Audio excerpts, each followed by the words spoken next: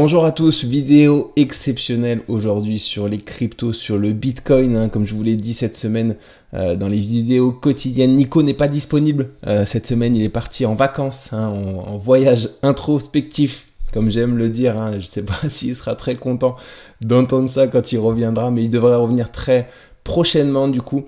Et du coup, je vous fais un petit point sur le Bitcoin parce que c'est intéressant ce qui est en train de se passer. Je pense que voilà, on est, comme on voit, plus ou moins les mêmes choses avec Nico. Je me permets du coup de faire une vidéo Bitcoin à sa place. Alors, la dernière vidéo qu'il avait faite, c'était sur ce point-là. C'était une zone de résistance. Il avait bien dit qu'il fallait qu'on clôture ici, au-dessus de cette résistance pour partir potentiellement en bull run. On avait méché au-dessus, on avait fait une belle séance d'ouverture en journalier notamment.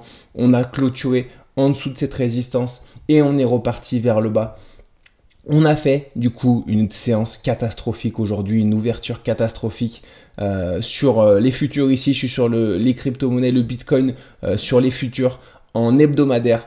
Ce qui m'inquiète ici sur les cryptos, c'est qu'on a franchi à la baisse du coup cette zone de support ascendante avec un beau gap baissier. Après, il y a toujours une zone de support qui est prête à nous retenir. C'est celle-ci, cette zone de support qu'il faut absolument tenir, pour le moment.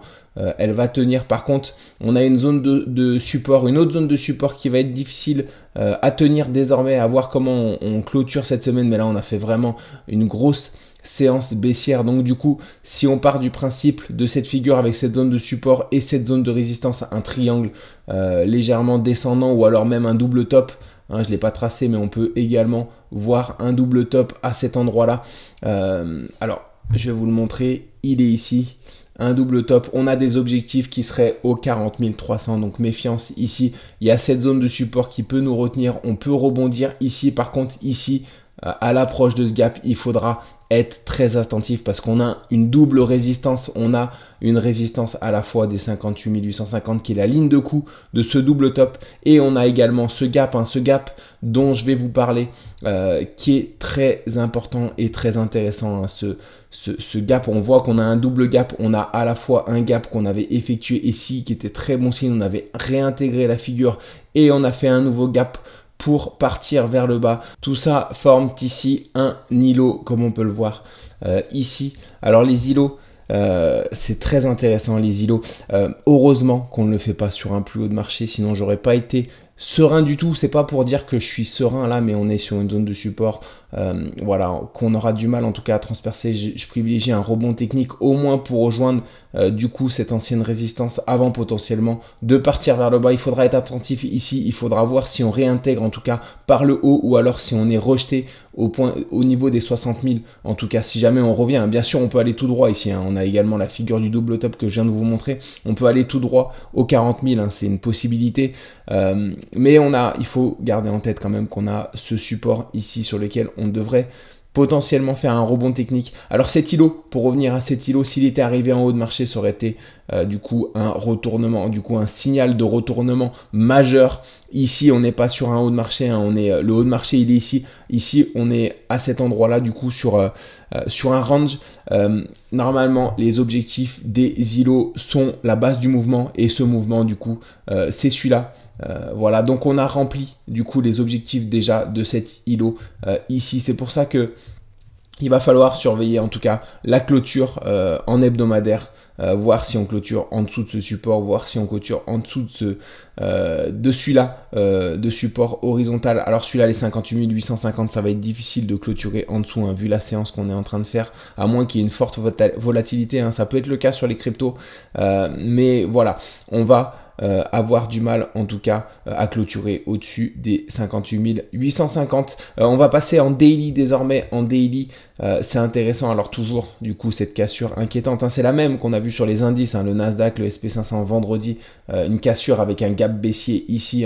C'est pas très rassurant. C'est pas très rassurant dans le sens où on peut partir. En tout cas, il y a de bonnes chances qu'on parte sur un mouvement long dans le temps, un petit peu plus long dans le temps sur les crypto-monnaies. Il y a moyen qu'on s'ennuie un petit peu en tout cas sur les marchés ces prochains jours, ces prochaines semaines sur le marché des crypto-monnaies et même sur le marché des actions. Et alors ici, qu'est-ce qu'on peut dire d'autre? En daily, on avait à cet endroit-là, du coup, un double top. Nico, vous avez parlé, il avait fait une vidéo quand on était ici, on a cassé ce double top par le bas, on a rempli largement les objectifs, hein, je vous les trace pas, mais les objectifs devaient être autour des 58 000. Là, à l'ouverture des futurs, du coup, on a fait un gap baissier, encore une fois, pour rejoindre, du coup, cette zone de support. Pas grand-chose d'autre à dire de plus pour le moment. On va observer comment on réagit sur cette zone de support descendante. C'est une zone qu'on doit tenir, c'est une zone sur laquelle on devrait rebondir d'après moi. Ce qui va être important de regarder maintenant, c'est difficile, en tout cas c'était difficile d'anticiper voilà, cette chute ici. Ce qu'il faut retenir maintenant, c'est qu'on aura une zone, si jamais on rebondit bien sûr, hein, c'est ce que je privilégie encore une fois, c'est un rebond technique. Si on revient dans cette zone des 60 000, des 61 000, c'est ici que ça va se jouer. C'est ici que ça va se jouer parce que on a de bonnes chances. On a un double support, on a à la fois le gap, on a à la fois du coup les 50 850 qui était l'ancien support qui peut jouer le rôle de résistance. Si on arrive ici, il faudra voir ce qu'on construit, mais c'est possible qu'on reparte fortement vers le bas. Si on regagne en tout cas cette zone par le haut, là on pourra avoir de bonnes chances de repartir encore une fois sur un bull run, mais encore une fois avec Nico, hein, on ne voyait pas forcément une chute pour revenir en bas de ce canal, de cet élargissement descendant, hein. On avait un gap ici qui nous assurait une légère protection. Ce gap, il n'a pas tenu. Je m'attendais personnellement à ce qu'on rebondisse au moins ici. En tout cas, c'était la zone la plus basse que j'attendais. Là, vraiment, on a fait voilà, une belle séance de chute. En tout cas, aujourd'hui, on ouvre avec une belle chute. On devrait, d'après moi, rebondir. Encore une fois, c'est les cryptos, hein, on peut aller chercher directement les objectifs des 40 300, c'est tellement volatile. Mais d'après moi, ce que je privilégie, c'est un rebond ici. Et c'est ici que ce sera encore une fois très important à surveiller, en tout cas, les cryptos, parce que c'est là où tout va jouer. C'est vraiment là où tout va jouer. Si on va chercher tout de suite les objectifs des 40 300, tout sera joué déjà, hein, tout sera joué.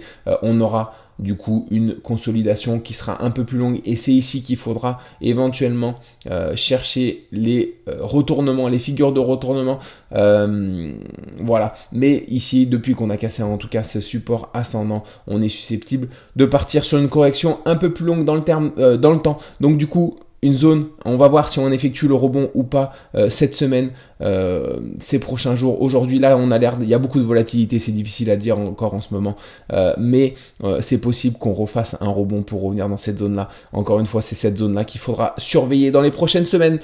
C'est tout pour moi aujourd'hui. Nico prendra probablement le relais cette semaine pour vous faire un petit point.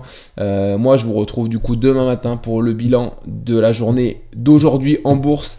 Je vous souhaite une excellente journée et à très vite.